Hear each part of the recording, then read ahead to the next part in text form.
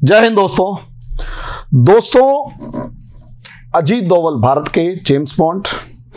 मुझे ऐसा लगता है कि दो लोग भारत की राजनीति में इस समय पर भारत सरकार में इस तरीके के बैठे हुए हैं, बल्कि मैं तीन को मानता हूं, लेकिन नाम दो ही का ही, जो कि अल्टीमेट लेवल पर अपनी पर्सनैलिटी के दम पर भारत को बड़ी बड़ी मुसीबतों से बचाने के अंदर लगे हुए हैं, उसका काम कर रहे हैं। पहले हैं एस जयशंकर। मैं कई बार उनकी तारीफ कर चुका हूं, उनकी फॉरेन पॉलिसी की सूझबूझ समझ की तारीफ कर चुका हूं, अल्टीमेट लेवल की पर्सनैलिटी। और दूसरे अजीत डोवल। भारत जब जब ऐसी परिस्थितियों में होता है तो संकट मोचक की तरह ये सामने आते हैं और सिचुएशंस को हैंडल करने की कैपेबिलिटी के दम पर सिचुएशन को, भारत को आराम से उन सिचुएशन से निकाल ले जाते हैं। अभी उनका कल एक बयान आया। बयान ये है, बयान क्या है, इंडियन पुलिस सर्विसेज की जो हैदराबाद के अंदर सरदार पटेल एकेडमी है, वहां पर उन्होंने एक स्टेटमेंट दिया जो अपने आप में बहुत ज्यादा डरा देने वाला भी है और कान खड़े करने वाला है कि भाई असलियत में जो परिस्थितियां हैं वो देश की कैसी हैं और आगे आगे हम जिस तरीके के युद्ध में उलझने जा रहे हैं वो बॉर्डर पे कम और घर में ज्यादा है। और उसमें काम दिया इंडियन सिविल सोसाइटी का। उन्होंने इंडियन सिविल सोसाइटी की तरफ ध्यान दिया, लेकिन मैं इससे एक कदम आगे बढ़ रहा हूं। हालांकि मेरी इसके अंदर कोई औकात नहीं है कि मैं अजीत डोवल सर से किसी भी तरीके से अलग जा सकूं, क्योंकि उनकी जो इंटेलेक्ट लेवल है वो कहीं ज्यादा हाई है। लेकिन थोड़ा सा जो मुझे अपना ज्ञान है मैं उसको भी आपके सामने डिस्कस कर रहा हूं। और ये मैंने किसी समय पर वीडियो बनाई थी, एक टॉपिक के नोट्स बनाए थे, भारत के विभीषण। भारत के विभीषण के ऊपर जब मैंने नोट्स बनाए थे तो वो अपने आप में एक बहुत ज्यादा, जिसे कहते हैं, मेरे को खुद ही कंट्रोवर्शियल लगे। लेकिन जब अजीत डोवल सर का ये स्टेटमेंट सुना तो मेरे को आज रहा नहीं गया इस वीडियो के ऊपर डिस्कस करने के लिए। दोस्तों, टॉपिक शुरू करने से पहले रिक्वेस्ट यही है कि आप हमारे इस चैनल को लाइक करें, सब्सक्राइब करें, शेयर करें, बेल आइकन दबाएं ताकि हमारे वीडियो जल्दी से जल्दी आप तक पहुंच पाएं। और अपने दोस्तों को शेयर करेंगे तो हमारे विचार ज्यादा से ज्यादा लोगों तक पहुंचेंगे ताकि देश का कुछ भला हो सके। भारत के विभीषण पहचान अजीत डोवल सर ने एक की बताई, मैं उससे कहीं ज्यादा आगे की जा रहा हूं। और ये भारत के विभीषण को समझना क्यों जरूरी है वो समझिए। असलियत में जब रामायण का युद्ध शुरू होने वाला था तो राजा राम जो थे, या भगवान राम कहें या राजा राम, जो राजा राम थे वो श्रीलंका पहुंच चुके थे, या लंका पहुंच चुके थे, श्री तो बाद में लग गया, चलो लंका पहुंच चुके हैं।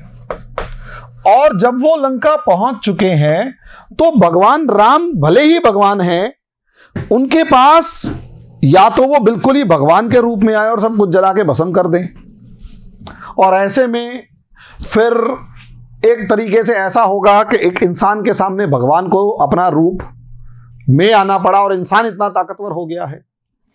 तो उनके सामने एक मजबूरी यही है कि भाई आपको इंसान के रूप में, इंसान की सीमाओं में रहते हुए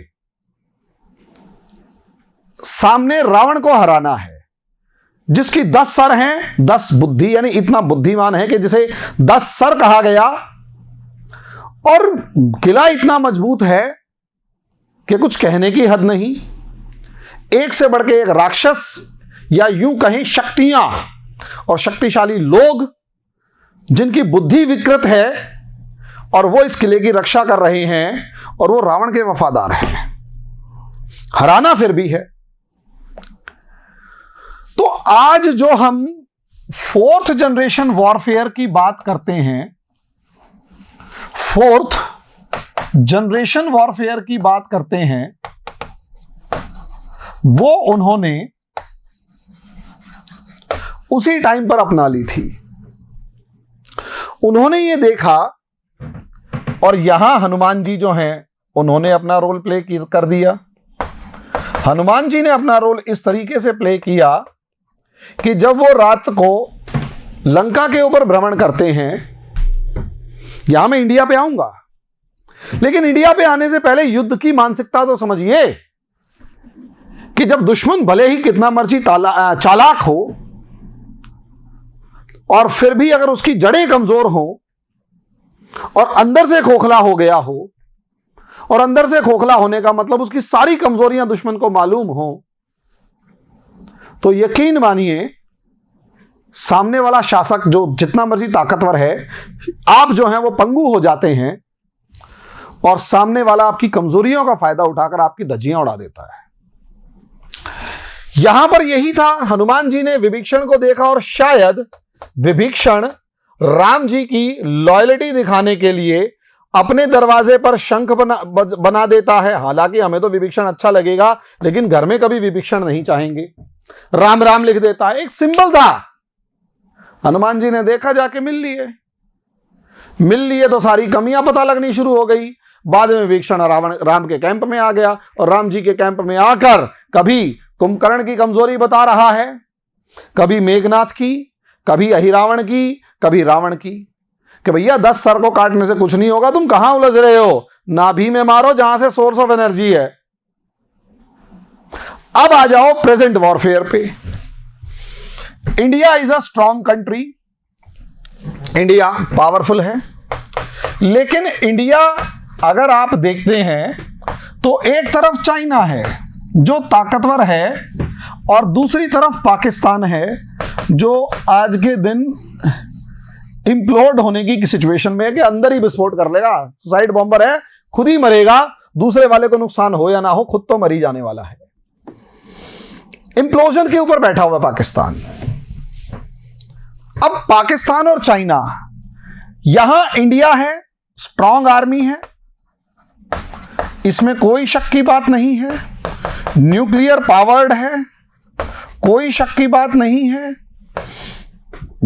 मिसाइल टेक्नोलॉजी ले लो, स्पेस टेक्नोलॉजी ले लो, और उसके बाद जो टेक्नोलॉजी और दूसरी हैं वो ले लो। जिसमें भी देखोगे, इकोनॉमिकली ले लो हर चीज के मामले में, और डिप्लोमेटिकली ले लो, फॉरेन पॉलिसी के मामले में ले लो, आर्म्स एम्यूनिशन के मामले में ले लो, इंडिया एक बहुत मजबूत देश है। और हमारी आर्मी इस तरीके का दावा करती है, और जो बिल्कुल सही भी है, कि we are ready for 2.5 front war. अब 2.5 फ्रंट का मतलब यह है कि बेटा ये दोनों आ जाएंगे ना, तो उसके बाद कोई एक आधा तीसरा भी आ गया तो उसे भी निपटा देंगे। We are ready. सेना से ऐसी ही उम्मीद की जा सकती है, और बिल्कुल सही जवाब देते हैं। चाहे जनरल विपिन रावत हुए, चाहे नरवणे सर हुए, चाहे कोई भी हुआ, हमारे एयर चीफ मार्शल हो गए या हमारे रक्षा मंत्री हो गए, ऐसी ही कुछ बार बार स्टेटमेंट्स देते जो बिल्कुल ठीक है, हौसला बढ़ाती हैं। और ये रियलिटी है। अगर हम फेस टू फेस वॉर लड़ेंगे, फर्स्ट जनरेशन, सेकंड जनरेशन या थर्ड जनरेशन तक अगर हम वॉर लड़ेंगे, तो थर्ड जनरेशन वॉर हमारी फेवर में होगा। और चाइना और पाकिस्तान तो खत्म करने में हम कामयाब होंगे, इसमें कोई शक की बात नहीं है। लेकिन चाइना और इंडिया जब बचेंगे, क्योंकि पाकिस्तान के साथ भी लड़ रहे हो, तो मान लिया इंडिया की 10 हड्डियां टूटी तो 7 चाइना की भी टूटेंगी। हो सकता है इंडिया ज्यादा घायल हो जाए, लेकिन अधमरा यह भी हो जाएगा, और फिर दुनिया में किसी से लड़ने लायक नहीं रहेगा, यह पक्की बात है। और जीवन में उसके बाद अगले 50 साल तक किसी से लड़ने लायक नहीं रहेगा, यह पक्की बात है। और हो सकता है जो रिबेलियस फोर्सेस चाइना में हैं वो एकदम से उठ खड़ी हों। तो ऐसी सिचुएशन में एक नेक्स्ट जनरेशन वॉर है, जो है 4th जनरेशन वॉर, चौथी पीढ़ी का युद्ध। इस 4th जनरेशन वॉर में हथियार, गोला बारूद से लेकर कुछ भी आपको नहीं चलाना। हथियार, गोला बारूद, बम, मिसाइलें, हवाई जहाज, कुछ नहीं चलाना। राम जी को फॉलो करना है और विभीषण ढूंढने हैं। समाज के अंदर जो बैठे हुए विभीषण हैं, गद्दार हैं, उन्हें ढूंढना है, जिसमें से सिविल सोसाइटी नाम के एक सोसाइटी को, मतलब एक विभीषण का जिक्र किया है, इसके ऊपर डिस्कस करेंगे। लेकिन मुझे ऐसा लगता है कि भारत विभीषणों से भरा पड़ा है, और वो विभीषण जरूरी नहीं है बहुत ज्यादा बुद्धिमान है, बहुत से बेवकूफ विभीषण भी हैं। तो मैं इन्हें मोटे तौर पर डिवाइड कर रहा हूं 4 पार्ट्स में, 4-5 पार्ट्स जो भी हैं। तो टाइप 1 विभीषण कौन से हैं? ये वो गधे हैं जो दूर से पहचाने जाते हैं, इनके मोहल्ले से आवाज आती है, भारत तेरे टुकड़े होंगे। कई बार उन कुछ मोहल्लों से आवाज आती, मैं सबकी बात नहीं कर रहा, कुछ मोहल्ले से आवाज आती है 2, 4, 10 लोगों की, पाकिस्तान जिंदाबाद। पाकिस्तान जीतता है तो पाकिस्तान के लिए नाचते हुए लोग दिखाई देते हैं। कॉलेज स्टूडेंट्स भी हैं इनमें, ऐसे इनमें स्कूल स्टूडेंट्स भी हैं, इनमें कुछ धर्म विशेष के नाम पर अपने आप को उस पड़ोसी दुश्मन देश से जोड़ने वाले लोग भी हैं। इन बेवकूफ गधे, ये जो बेवकूफ गधे हैं, शर्जिल इमाम जैसे, ये लोग क्या करते हैं? पाकिस्तान परस्ती खुलकर जो दिखाते हैं, ये वो लोग हैं जो 2 बाप की औलाद हैं। एक वो जिसने उसे पाला पोसा बड़ा किया, और दूसरे वो जो कि जिससे उनकी मम्मी का अफेयर था। सॉरी, लेकिन रियलिटी है। अब मम्मी खुद कंफ्यूज है कि ये किसकी औलाद हैं, और इन्हें ऐसा लगता है कि मम्मी से जिसका अफेयर था ये उसकी औलाद है। मैं किसी के बारे में पॉइंट आउट नहीं कर रहा, और ये कम्युनिटी के बारे में ना लें, क्योंकि कम्युनिटी का इससे कोई लेना देना नहीं है। ये वो लोग हैं जो खुल के कह रहे हैं हम पाकिस्तान के साथ हैं। इनसे एक बात पूछी जाए कि कल को हमारी पाकिस्तान से अगर लड़ाई होती है और वो 2-4 एटम बम गिर देता है, तो क्या वो एटम बम आपका नाम और आपकी वफादारी पूछकर आप पर असर नहीं करेगा, और हिंदू या मुसलमान जो हिंदुस्तान के वफादार हैं उनको जलाएगा? तो ऐसे जो 2 बाप की औलाद हैं, उन लोगों को पहला नंबर मैंने ग्रेड का दिया है, क्योंकि ये सबसे ज्यादा डिसास्ट्रस उस मामले में है क्योंकि इसका रिएक्शन होता है इनकी हरकतों से। ये इससे ज्यादा कुछ जानते ही नहीं है, और मजे की बात, इन्हें ये नारे लगा के कोई फायदा भी नहीं है दिल को तसल्ली देने के अलावा। ये सिर्फ दूसरे देश को चिढ़ा सकते हैं, और इन्हें ऐसा लगता है कि पड़ोस में जो हिंदू भाई है या वफादार मुसलमान है, जो हिंदुस्तान परस्त मुसलमान है, उसको चिढ़ा के ये दिल को तसल्ली दे देंगे। तो इनमें और जाहिलों में या जानवरों में कोई फर्क नहीं है, भले ही ये किसी भी कॉलेज में पढ़ रहे हैं या यूनिवर्सिटी में पढ़ रहे हैं। पहले ही बता दिया 2 बाप की औलाद है ये। अब ऐसी सिचुएशन में इसका रिएक्शन करने वाले कुछ इडियट्स होते हैं, बेवकूफ। ये टाइप 2 हैं, और टाइप 2 में ही एक वो हैं जो साइलेंट वाले हैं। अब प्रॉब्लम क्या होती है? टाइप 2 इडियट्स वो हैं,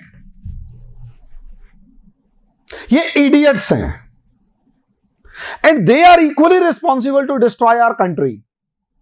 ये भी हमारे देश को बराबर बर्बाद कर रहे हैं। कैसे? ये वो लोग हैं जो अपने आप को देशभक्त कहते हैं, लेकिन ये अपनी देशभक्ति को धर्म से जोड़ देते हैं, और मेनली हिंदू होने के नाते अपने आप को देशभक्त मानते हैं। ये कौन लोग हैं जो हिंदू होने के नाते अपने आप को देशभक्त मानते हैं? और जब ये लोग नारा लगाते हैं भारत तेरे टुकड़े होंगे, या फिर पाकिस्तान की जीत पे बम फोड़ते हैं, या पाकिस्तान जिंदाबाद के नारे लगाते हैं, तो सबसे ज्यादा रिएक्शन इन लोगों का निकल के आता है। ये वो लोग हैं जो अपने आप को हिंदू होने के नाम पर देशभक्त मान रहे हैं, लेकिन गधे हैं। ये सच में पागल, मतलब इनका बाप भी पागल रहा होगा, ये भी पागल है। बाप इसलिए पागल जिन्होंने इसे शिक्षा नहीं दी, और ये पागल इसलिए क्योंकि इन्हें जिस जोश के अंदर जो देश का नुकसान कर रहे हैं वो इन्हें समझ में नहीं आ रहा, क्योंकि इन्हें पता ही नहीं है कि देश का नुकसान क्या हो रहा है। ये वो कम्युनिटी है, ये वो ग्रुप है, ये सारे हिंदू ऐसे नहीं हैं, ये वो ग्रुप हैं जो सोशल मीडिया के ऊपर पाकिस्तान से इंडिया के हारने के बाद, इरफान पठान था, कौन सा वो क्रिकेट प्लेयर था, सॉरी मैं क्रिकेट नहीं देखता, एक क्रिकेट प्लेयर जो मुस्लिम है उसको ये कहते तू पाकिस्तान चला जा, और यही उल्लू के पट्टे चुप हो जाते हैं जब इंडिया उस टीम से ही, क्रिकेट टीम या वर्ल्ड कप से ही बाहर हो जाती है, जैसे वो क्रिकेट टीम वाले इनके पिताजी लगे हुए हों। ये वो लोग हैं, सच में ये वो लोग हैं जो कि इनकी नजर में केवल और केवल मुसलमान गद्दार हो सकता है, ये तो हो ही नहीं सकते, और हिंदू तो गद्दार हो ही नहीं सकता। छोटी सोच के लोग हैं, और ये इनको भी कोई फायदा नहीं है देश के विरोध में खड़े होके। ये बेवकूफ ऐसे हैं कि इन्हें पता ही नहीं है कि ये नुकसान क्या कर रहे हैं। इनके हिसाब से एक धर्म विशेष को मानने वाला हर व्यक्ति गद्दार है, तो इतने ही गुनहगार ये हैं और ये भी उतने ही गद्दार और विभीषण हैं। क्यों? क्योंकि इनकी हरकतें समाज को बांटती हैं, इनकी हरकतें समाज को बांट देती हैं।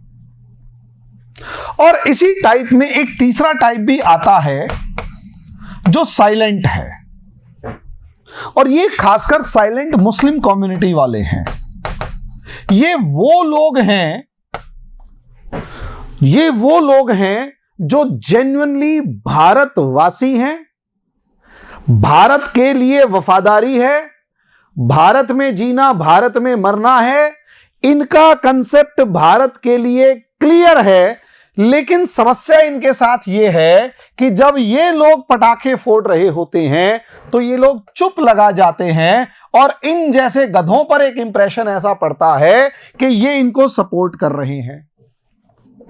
अगर ये खुलकर अपने मोहल्ले में पटाखे फोड़ने वाले का विरोध करें, खुलकर अपने मोहल्ले में पाकिस्तान जिंदाबाद के नारे लगाने वाले का विरोध करें, खुलकर अपने मोहल्ले में भारत तेरे टुकड़े होने वाले का विरोध करें,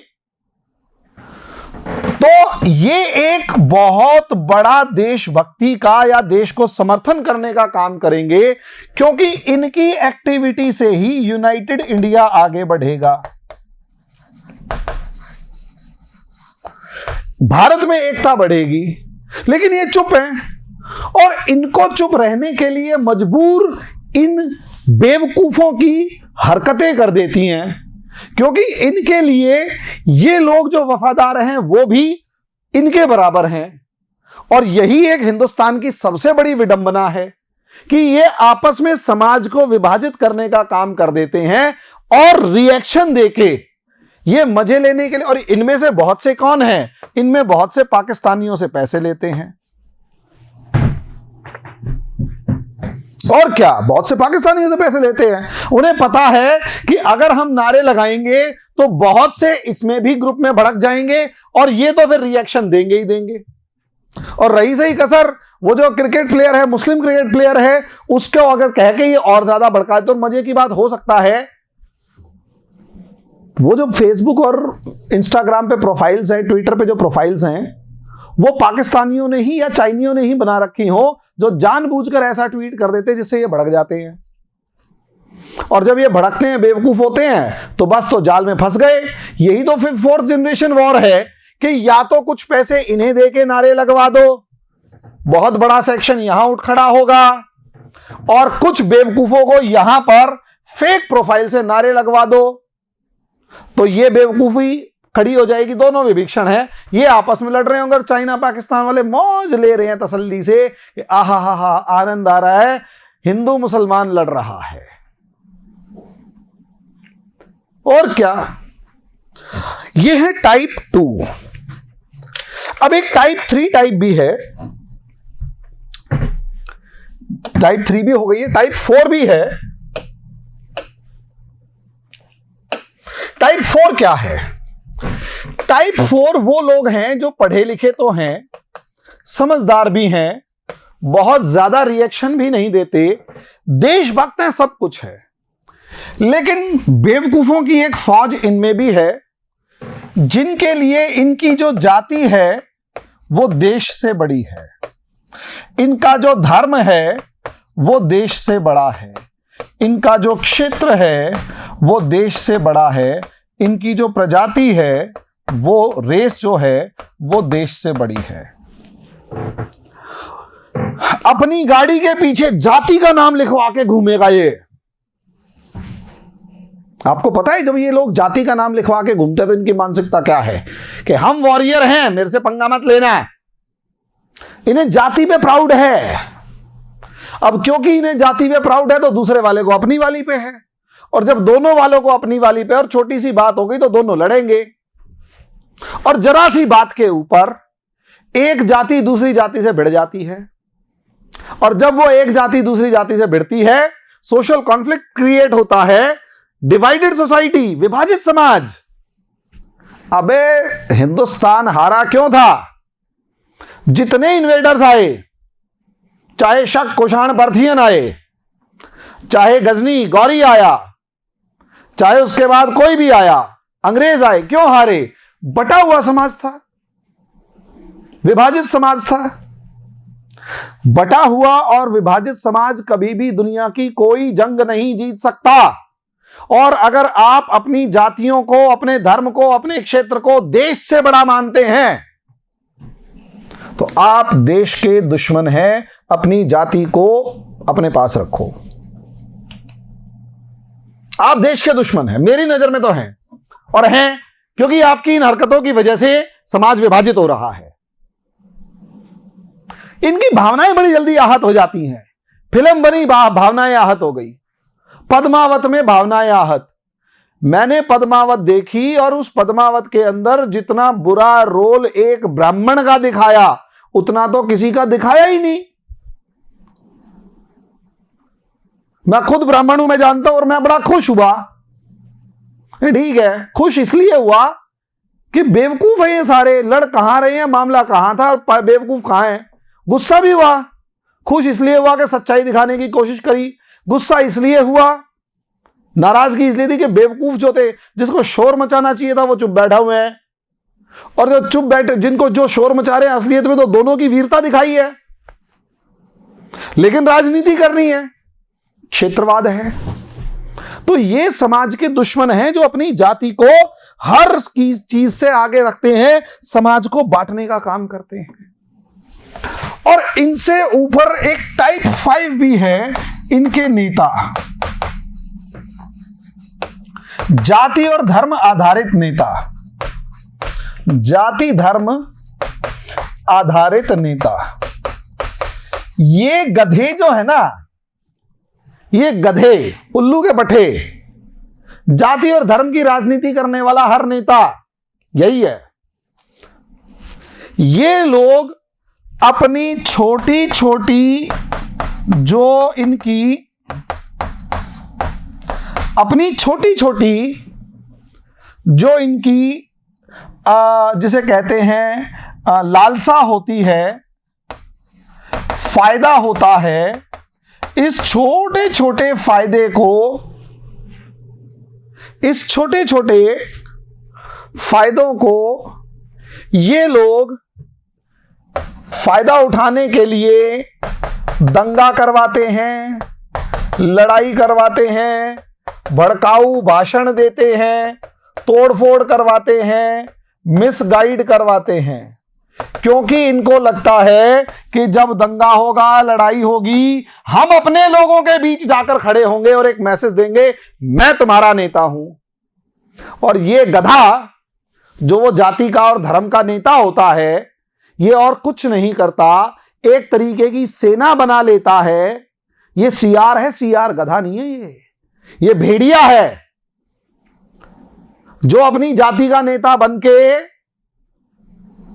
अपने पीछे लड़ने वालों की फौज खड़ी करता है और अपने ही देश के दूसरे लोगों को समाज के नाम पर दुश्मन बताकर उनसे लड़ता है। और वो दूसरी तरफ भी ऐसा ही एक भेड़िया खड़ा होता है।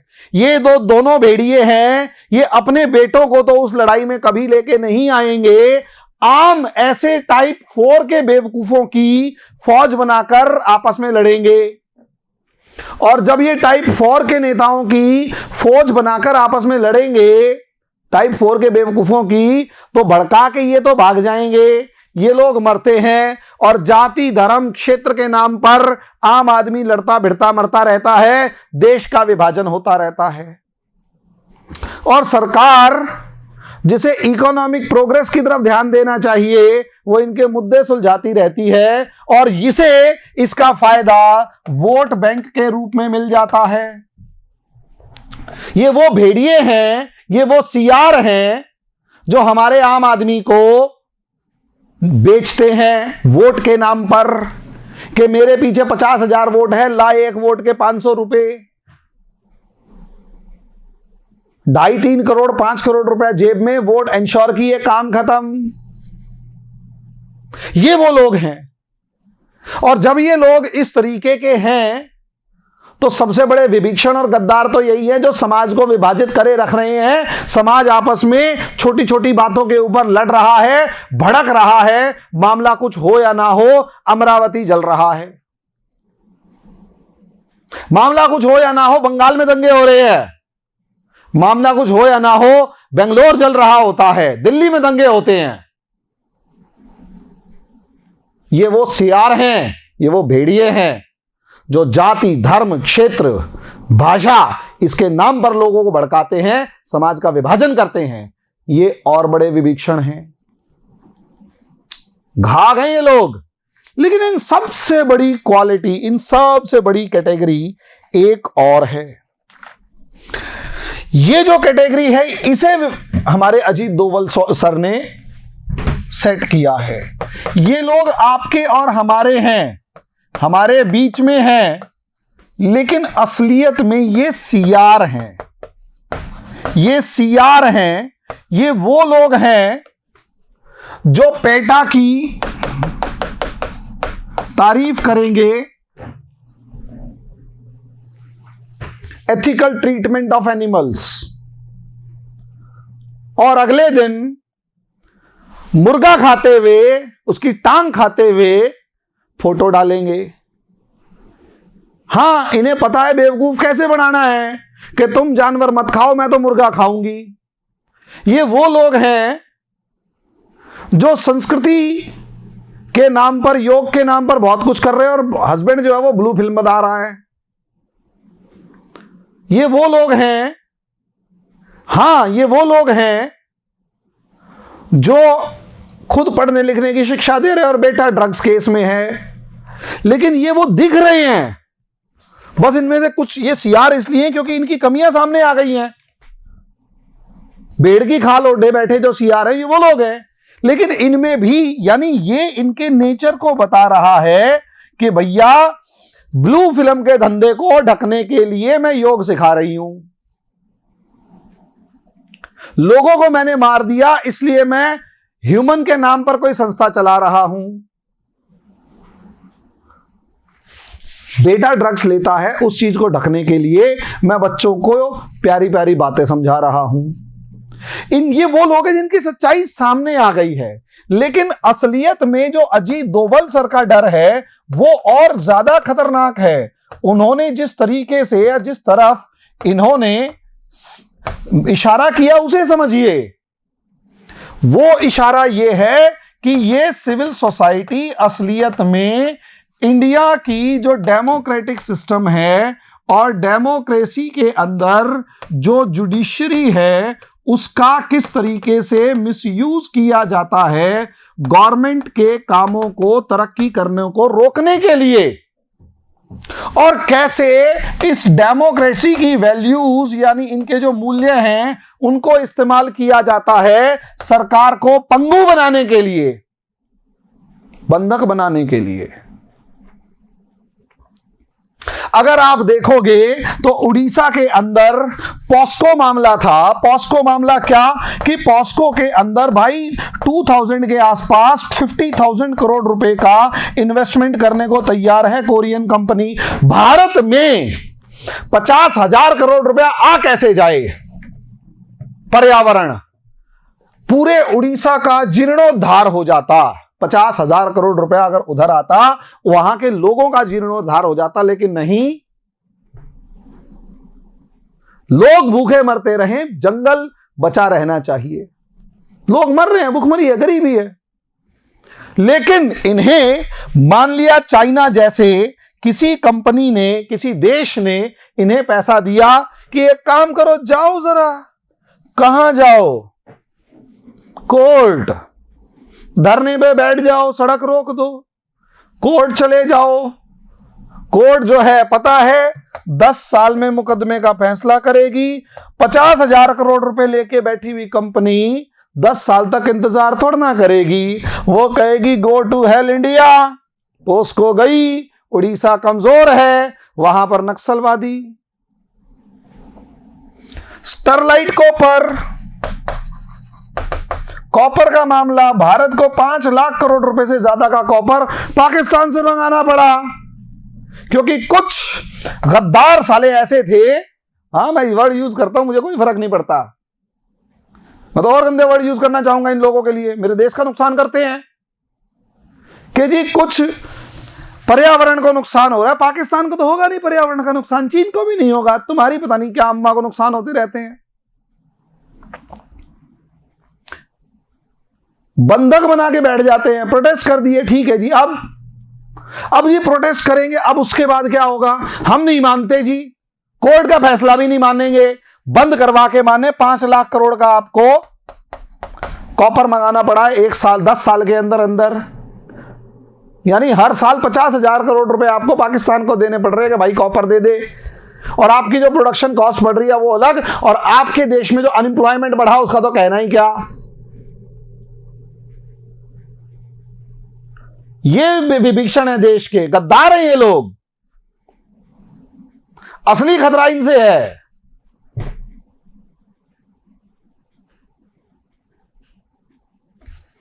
उसके बाद स्टरलाइट कॉपर, ठीक है जी, उसके बाद देखो, मैं तो यहां तक मानता हूं इस चीज के अंदर, ये स्टरलाइट कॉपर अभी वो चार धाम सर्किट,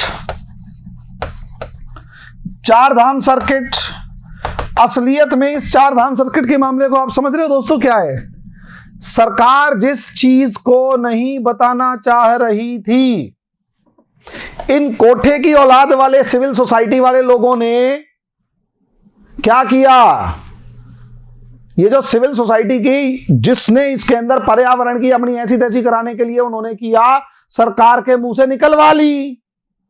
2019 के अंदर प्रोजेक्ट शुरू होना था, 2020 तक, अभी भी कम से कम 3 साल लग जाएंगे, 23-24 तक। ये इन्होंने पैसा ले लिया, अब ये विदेश में बैठे हुए, मरेगा कौन है? आम हिंदुस्तानी। सिविल सोसाइटी कोर्ट चले गए हैं, कोर्ट अभी 3-4 साल डिस्कस नहीं कर रहा, अभी जी देखेंगे, कमेटी बनाएंगे, ये करेंगे, वो करेंगे। पैसा खा के इन्होंने अपने बच्चों को भेज देना विदेशों में, हम मरेंगे यहां पे सिक्योरिटी इशू और इकोसिस्टम के बीच में। क्या प्रिवेल होना चाहिए कि चाइना जाके दिल्ली तक आ जाए? यही प्रिवेल होगा क्या कि चाइना दिल्ली तक आ जाए? अगली बार बद्रीनाथ, केदारनाथ वगैरह भी चाइना के कब्जे में हो। इन कोठे की औलादों को यह समझ में नहीं आता कि ये जो चार धाम सर्किट है, असलियत में दोस्तों सरकार को मजबूरी में इनसे मुंह से निकलवाना पड़ गया।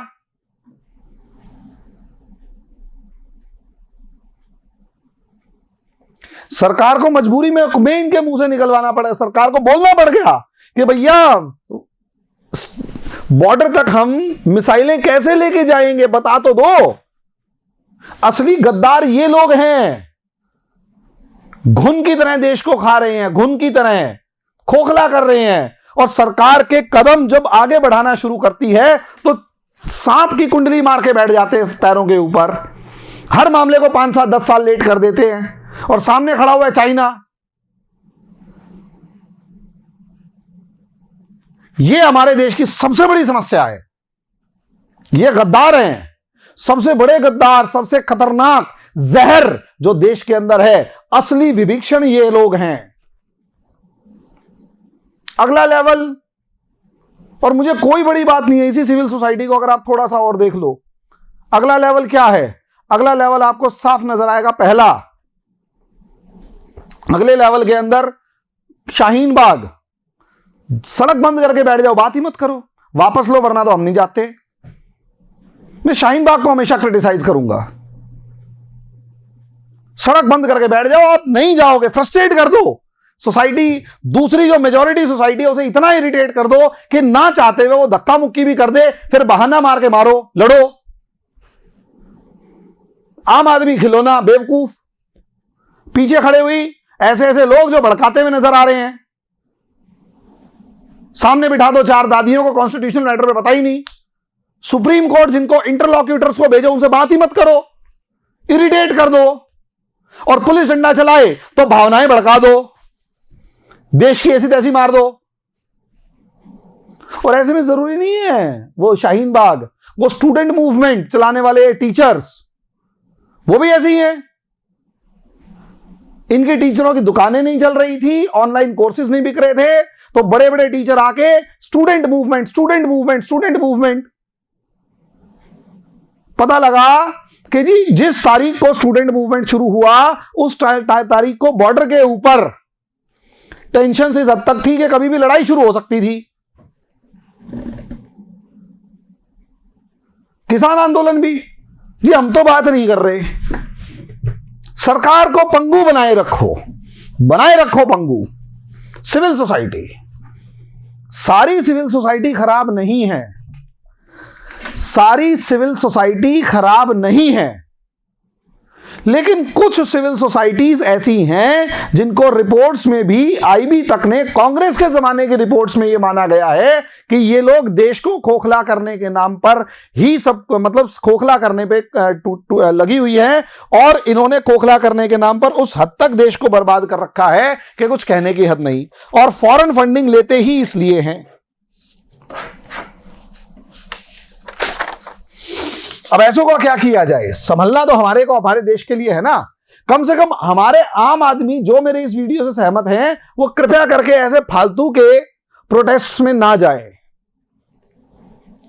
धर्म, जाति, क्षेत्र, भाषा, इन सबसे ऊपर उठे और इन विभीषणों के चंगुल में ना फंसे, अलग हो इनसे।